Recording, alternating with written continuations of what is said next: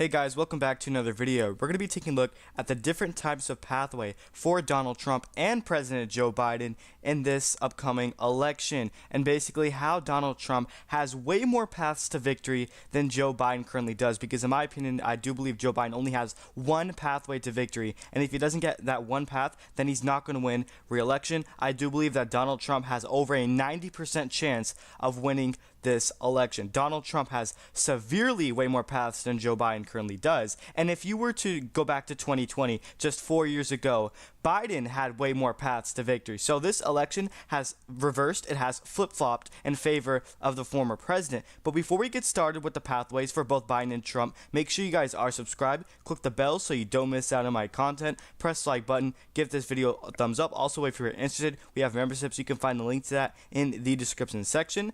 Now back to the topic of today's video. Let's start off with Joe Biden, because obviously he only has one path, and I just want to get that quickly out of the way. So in order for Joe Biden to win re-election, obviously he's going to have to win the typical solid or, safe blue states such as California, for example, or Vermont, Connecticut, Maryland. You get the idea, as well as Colorado and New Mexico, which is more than likely comfortably going to go to him. And he is going to have to win some of the swing and battleground states that he already did in 2020, just 4 years ago, such as New Hampshire and Minnesota, and also Virginia. You may think he's going to win those easily because it usually likely goes to the Democrats in past elections. Even in 2016, all three of these states that I just mentioned, Minnesota, Virginia, New Hampshire, all went to Hillary Clinton, but they were extremely narrow.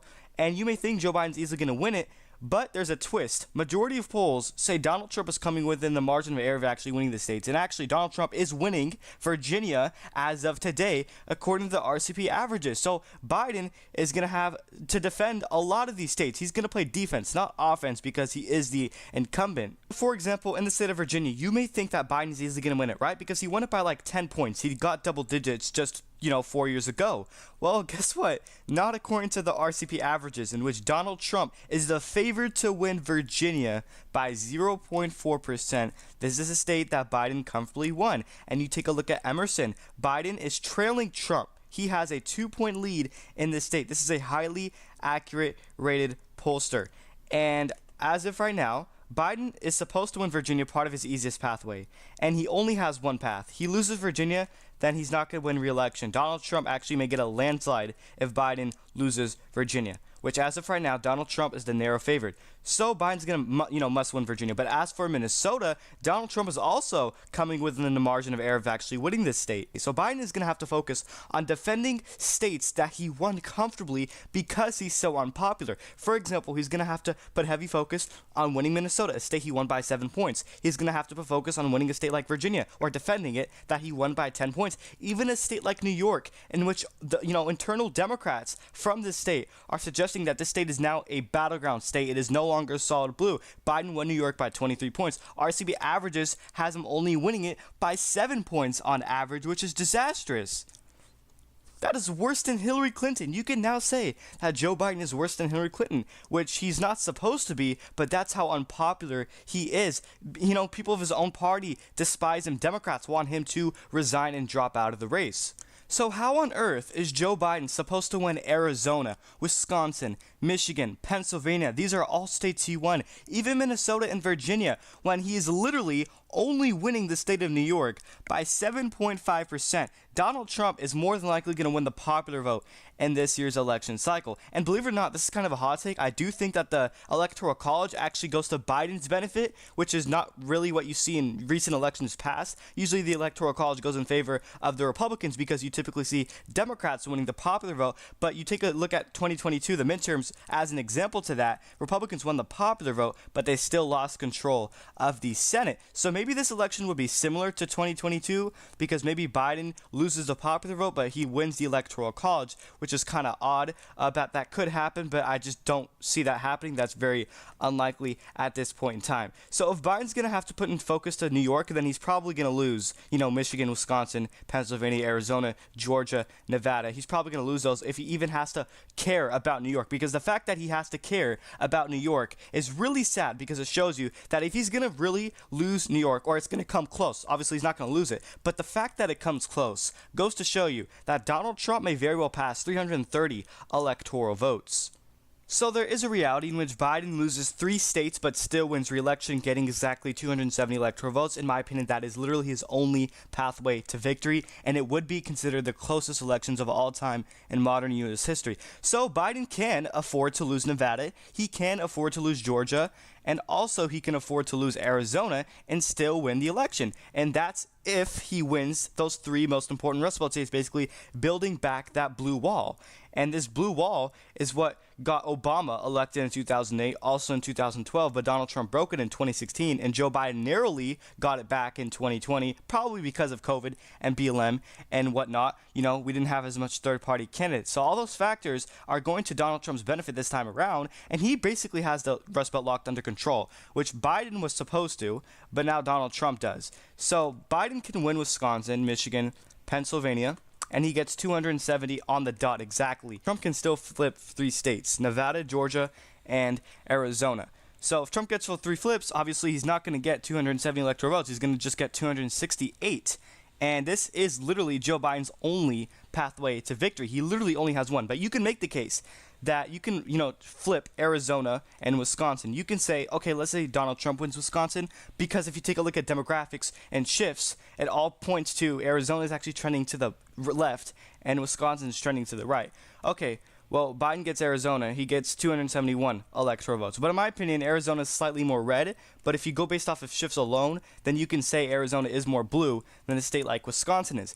But I think a lot of Hispanic voters are really trending the state to the right. Donald Trump has a lead of 7% in the state of Arizona. You would not typically see that because you have a lot of John McCain-style voters, the Mitt Romneys of the Republican Party in Arizona. You have a lot of neocons. The establishment really hates Donald Trump in this state, which is why a lot of them actually went to Biden in 2020. Biden won Arizona because of the neocons of the Republican Party, and they just despise Trump. And a lot of them might return to Trump because Biden is trash. Like, he literally is like the worst president of recent history. But yes, to sum it up, Joe Biden's only pathway is through the Rust Belt, Wisconsin, Michigan, Pennsylvania, in which at this point in time, he is losing all of them by historic margins, which is probably why he has less than an 8% chance of winning this election, according to Polymarket. And now we move over to Donald Trump's easiest pathway to victory. Obviously, he has multiple paths, while Joe Biden is limited to one.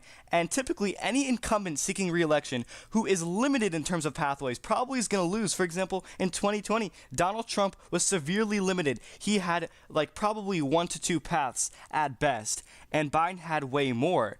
And Biden ended up winning the election. So now it's the opposite in reverse. Biden, in this election in 2024, is limited with 1 or arguably 2 pathways, and Donald Trump is now the one with multiple, which Biden was the one with multiple pathways just 4 years ago, which is why Biden's probably on set to lose this election. And I can tell you right now that the easiest path for Donald Trump in this election is, obviously flipping back Arizona, which is more than likely at this point. Georgia is probably a likely flip. And also Trump has to play defense of a few states that he already won. For example, North Carolina or Texas, which you can argue that Biden's probably not even going to come within 5 points of winning any of those states. And that's exactly what the polls reflect. As of right now, Trump is winning North Carolina by over 7 points. As of right now, Trump is winning Texas by over 9%. On average, and this is looking like an historic landslide for the former president Donald Trump. So Trump's on set to win Arizona. He's going to flip Georgia as well, and he probably will flip Nevada. I think that's the reddest state of the 3 I just mentioned, and he only needs to flip 1 Rust Belt state. He doesn't need to get 3 like Biden does. Biden literally has to get 3 Rust Belt states in order to win this election. Donald Trump only needs 1 of them, either Wisconsin, Michigan, or Pennsylvania. You can say that it's probably going to be Wisconsin because it is the reddest Rust Belt state. Obviously, Michigan is the bluest. So there you guys go. Donald Trump already 232 electoral votes. He's going to get Texas, and that will give him his pathway to victory. So there you guys go. 272 for Donald Trump. He only needs Wisconsin, and that's pretty much it as far as the Rust Belt states go. And the states that he lost that he's probably going to flip is Arizona, Georgia, and Nevada. So he doesn't even need to worry about that. Donald Trump is opening up the map. He can expand it to states that are basically comfortably going to Democrats in recent elections, for example, Minnesota, Virginia, and New York, which now Donald Trump is making them in play. And even, New Mexico, for example. I would not say Colorado so much, but probably, it's still a blue state. And maybe even New Hampshire as well. This is just one pathway for Trump. Let's say he doesn't get Wisconsin. Let's say he gets, Pennsylvania. Instead, he gets even more electoral votes. He only needs one Rust Belt state. Okay, well, let's say he doesn't get either Wisconsin or Pennsylvania. Okay, he can get Michigan, which I would say is not the likely scenario because it was the bluest Rust Belt state. So if he's gonna win Michigan, he would probably win Pennsylvania or Wisconsin along with them. I mean, it's common sense at this point. But let's just say Trump does not win Arizona. He's gonna need actually two Rust Belt states, because you get Wisconsin is at 261 if he does not get Arizona, which you can say maybe Arizona's a little, left trendy state. Okay, he won't win it, so he's going to need either Wisconsin and Pennsylvania or Wisconsin and Michigan. It'll probably be Pennsylvania at this point in time. He still wins the election. This is why Donald Trump has way more pathway, to victory. And he's probably going to expand his map. He might even get Minnesota at this point in time. Even New Hampshire and even Michigan, maybe even Virginia, which is exactly what RCP is suggesting at this point in time. As well as Arizona, Donald Trump already passes 330 electoral votes. This is similar to Barack Obama's historic victory landslide in 2008, I believe. There you guys go. Donald Trump's highest floor in this election is 333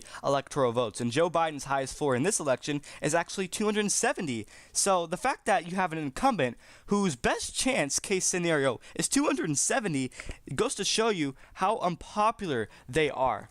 And the fact that a non-incumbent's highest case scenario or best case is past 330 electoral votes goes to show you how, basically they're set up to getting an electoral landslide, and that's exactly what the polls suggest. So there you guys go. Let me know your overall thoughts and opinions in the comment section down below. Do you agree that Joe Biden is limited to just one path? And also, do you agree that Donald Trump has severely multiple pathways, or way more than Joe Biden does in this election, to victory? So make sure you guys are subscribed, click the bell so you don't miss out on my content. That's pretty much it. Also, we have memberships. You can find the link to that in the description section. If you are interested, press the like button, give this video a thumbs up. That's pretty much it. Thank you everyone for watching.